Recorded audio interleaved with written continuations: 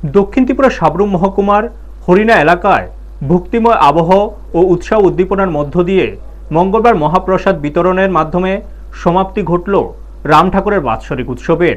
প্রতি বছরের মতো এবারও এই উৎসবকে ঘিরে এলাকায় দেখা যায় ব্যাপক ভক্ত সমাগম। মহাপ্রসাদ গ্রহণের উদ্দেশ্যে দূর দূরান্ত থেকে অসংখ্য ভক্ত হরিণা মেলা প্রাঙ্গণে ভিড় জমান। বিশেষ করে জনজাতি সম্প্রদায়ের মানুষের উপস্থিতি ছিল চোখে পড়ার মতো। আমাদের প্রতিনিধির সঙ্গে কথা বলতে গিয়ে ভক্তরা জানান, প্রতি বছরে তারা এই পবিত্র মহাপ্রসাদ গ্রহণ করতে এখানে আসেন। তাদের মতে রাম ঠাকুরের এই উৎসব কেবল ধর্মীয় আচারে সীমাবদ্ধ নয়, বরং এটি ধীরে ধীরে এলাকাবাসীর এক মিলন মেলায় পরিণত হয়েছে।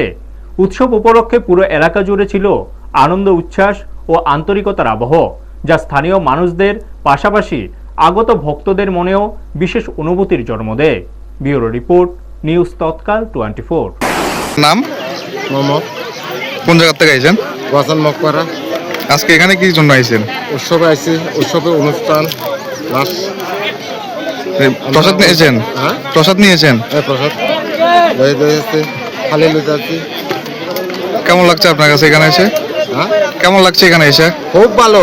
মকপাড়া আপনার মকপাড়া এটাও গেলেও আপনার উৎসবে লোকে আপনার দিতেছি কটা 50 টাকা না 100 টাকা আপনার ভাড়া দিতেছি। এখানে কি প্রত্যেকবার আসেন? প্রত্যেকবার। জয় রাম। সর্বপ্রথমে নিউজ তৎকালকে অধিক ধন্যবাদ ও ভালোবাসা জানাই।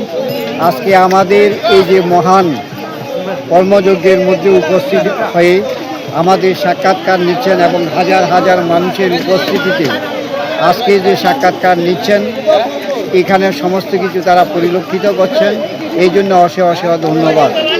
আমরা হরিণা রাম ঠাকুর সেবা মন্দির অনুষ্ঠান সূচি অনুযায়ী প্রথম দিন গঙ্গায়নের মাধ্যমে হাজার হাজার ভাতৃ ও বোনদেরকে নিয়ে আমরা গঙ্গায়ন করেছি বিভিন্ন ট্যাবলুর মাধ্যমে।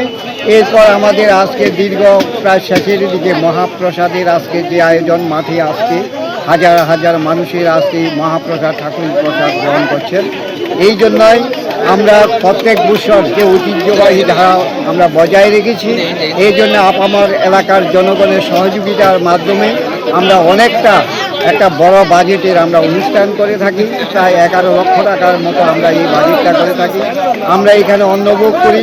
এই অন্নভোগে প্রায় 7 থেকে 8 হাজার লোকের উপস্থিতি হয় এবং আমরা অত্যন্ত সুনামের সহিত ঠাকুরের অশেষ কৃপার ফলে আমরা এটা সফলতার সঙ্গে এগিয়ে যাচ্ছি। তাই আমরা এলাকার জনগণকে অনেক ধন্যবাদ জানাই।